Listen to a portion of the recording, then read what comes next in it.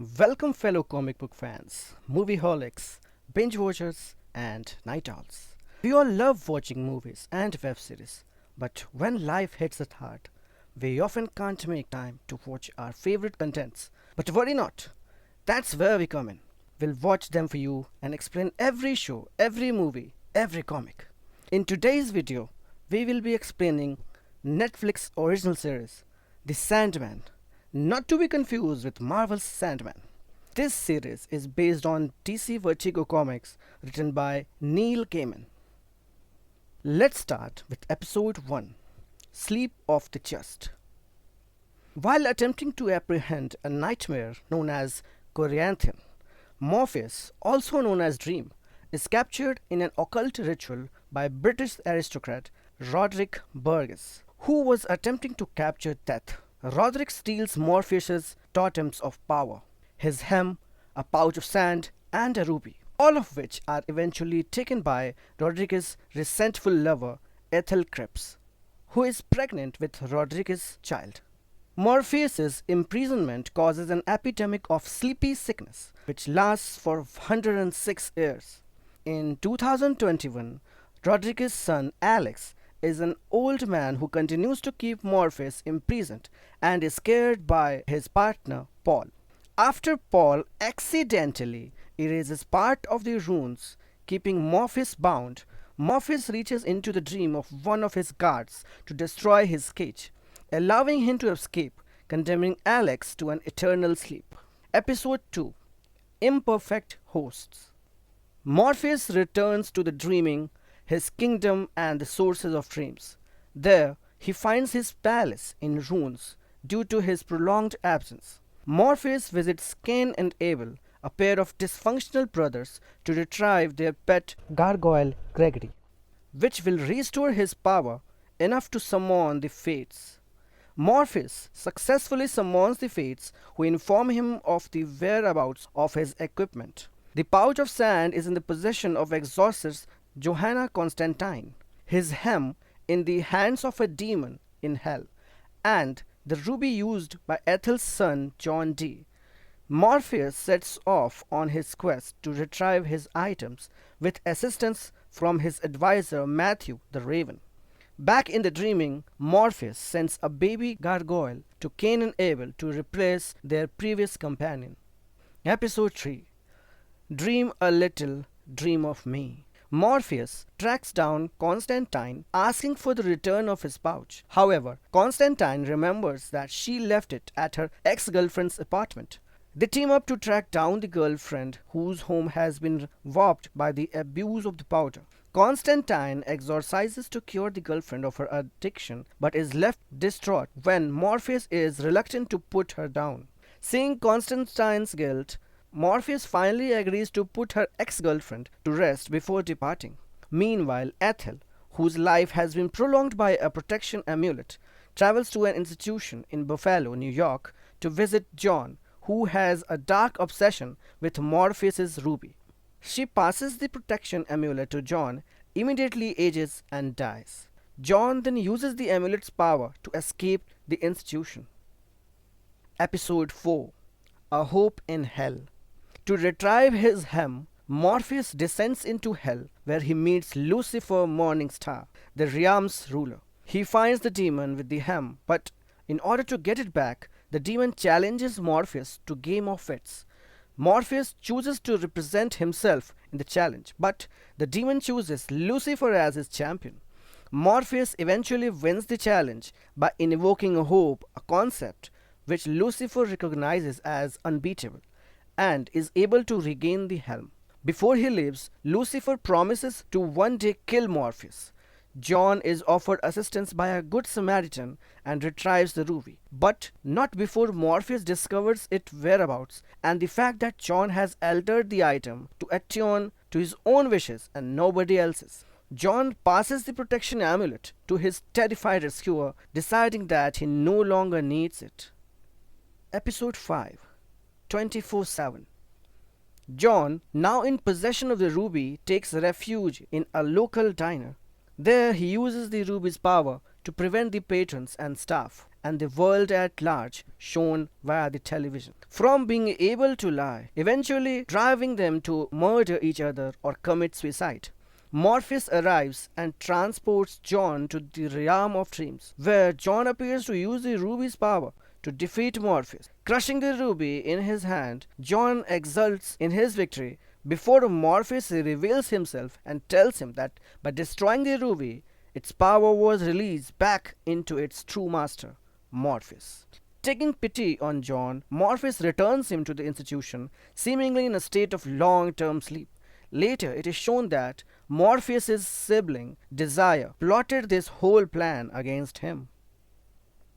Episode 6: The Sound of Her Wings. This is my favorite scene, both series and the comic. Morpheus, now aimless after obtaining his tools, is visited by her sister Death and accompanies her as she escorts the deceased to the afterlife. Death attempts to show Morpheus the possibility of finding purpose and fulfillment in his duties as ruler of the dreaming.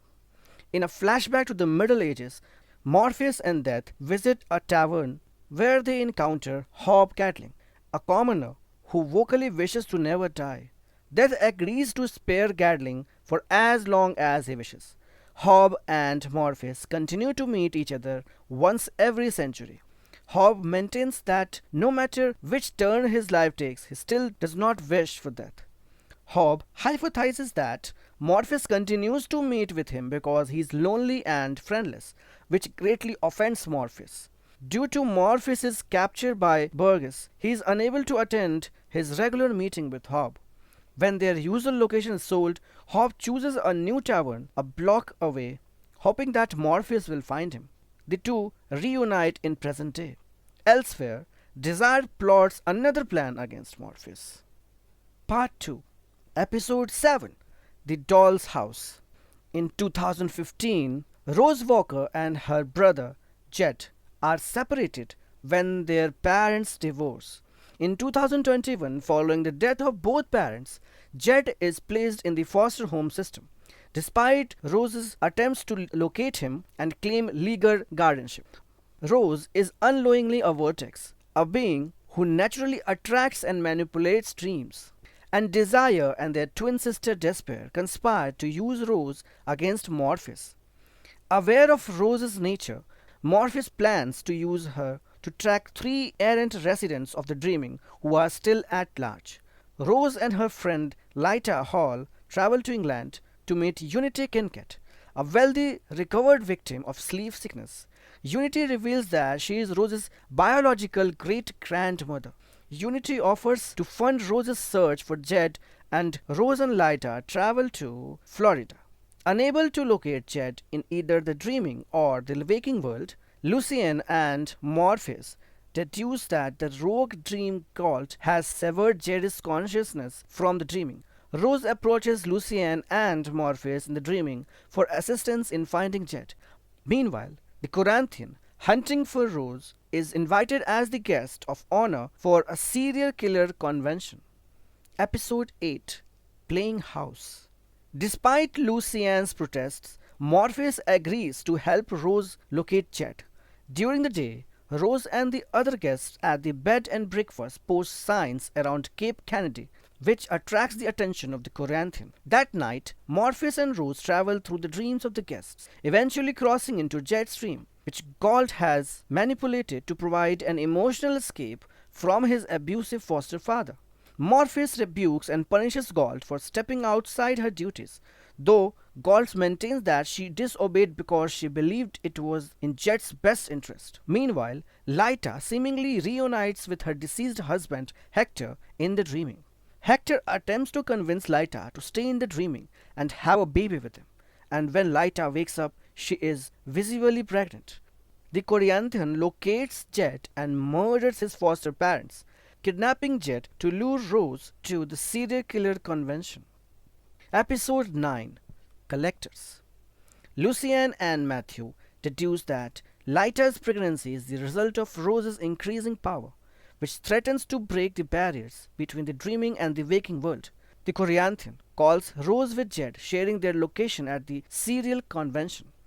Rose travels to the hotel to meet them accompanied by Gilbert, a fellow guest at Hall's B&B and a self-styled gentleman. Lyta continues to meet Hector in her dreams and finds that her pregnancy is advancing at a rapid rate. Morpheus notices increasing damage to the dreaming, which Lucian attributes to Rose, though Morpheus is unsure of her theory. Morpheus finds Lyta and Hector in the dreaming and realizes that the vortex has allowed Hector's spirit to inhabit the dreaming, in lieu of him passing on to the afterlife. Morpheus banishes Hector from the dreaming and informs Lyta that her unborn child will one day belong to him, as it was conceived in the dreaming. Rose and Gilbert arrive at the hotel and search for Jet. While searching, the Corianthin and Gilbert recognize each other, causing Gilbert to flee to the dreaming, where he is revealed to a personified Fiddler's Green, one of the other rogue dreaming residents. Gilbert relays the Corianthin and Rose's location to Morpheus. Episode 10, Lost Hearts. Morpheus interrupts the Corianthin's keynote speech to the serial killer convention, but the Corianthin shows Morpheus that Rose's power enables him to defend himself against his creator. Morpheus informs Rose of the great danger she possesses to the waking world, prompting Rose to temporarily restore the dreaming and allowing Morpheus to unmake the Corianthin. Morpheus punishes the convention attendees with clarity about their crimes, allowing Rose and Jet to leave unharmed. That night, Rose confronts Morpheus in the dreaming. Rose is ready to sacrifice herself to save her friends and brother, but Unity joins them in the dreaming and convinces Rose to transfer the vortex into her, allowing Morpheus to end her life. Morpheus realizes that Desire impregnated Unity to pass the vortex to her descendant, in an attempt to have Morpheus spill family blood. Morpheus confronts Desire, warning them against further schemes. Morpheus remakes Gault as a good dream and endeavors to act as a more benevolent ruler of the dreaming. In the waking world, Lyta gives birth to a son and moves with Rose, Jet, and Hall back to New Jersey. After being reproached by the Dukes of Hell, Lucifer ponders revenge on Morpheus. A two-part bonus episode was released later on, after a few days, on Netflix, adapted from The Sandman 18, Dream of a Thousand Cats, and 17, Calliope. These two are independent stories. Episode 11, Part 1, Dream of a Thousand Cats. Later one night, a Siamese cat holds a gathering of other cats to tell her story about her encounter with Morpheus. A long time ago, she met a tomcat with whom she gave birth to a litter of kittens. This displeased her owners, who took the kittens and threw them into a river, traumatizing the Siamese cat. In desperation, the cat dreamed of meeting Morpheus in the form of a black cat and begged him for a solution. Morpheus presented her with a parallel universe in which cats were the dominant species over humans until they fought back by dreaming. Turning them into the cats, mankind sees them as they are today. Upon finishing her story, the Siamese cat urges the other cats to perform the same enlightenment, to which they will reclaim their status as the rulers of the earth. Episode 11, Part 2, Calliope. Struggling author Richard Maddock visits Erasmus Fry, an elderly former writer who has imprisoned a Greek muse named Calliope in his house. Fry transfers ownership of Calliope, the muse, to Maddock, who discovers that by raping her, he receives inspiration. He does this more than once, despite his promises, until it becomes obvious he never intends to let her go. Calliope sends a desperate plea to Morpheus, her former husband, who she has not seen since the tragic death of their son Orpheus. Upon receiving her plea and learning of what has happened to her, Morpheus becomes enraged and confronts Maddock. When he refuses to release Calliope, Morpheus punishes Maddock with an uncontrollable stream of ideas.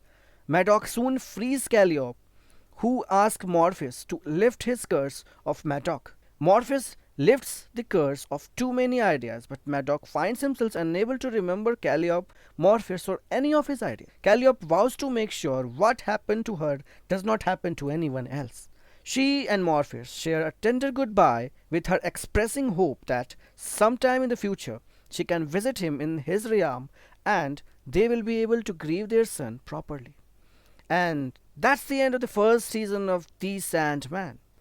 I knew that the show will be very good as the stories are very unique and the comics are finely written and drawn. But I never expected Netflix and DC to promote the series as much as they did, and people are actually loving the show. Even though I tried my best to describe the series, I recommend watching this show whenever you get time.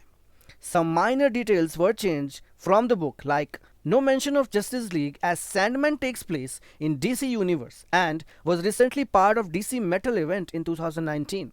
John Constantine was gender swapped. The Corianthan was introduced at very beginning, as in comics he only arrives in the very end. So, if you like this video, please hit the like button, click on subscribe button and turn on all notifications to see more videos like this. You can share this video to help us get into YouTube algorithm. Until we meet next time, it's goodbye.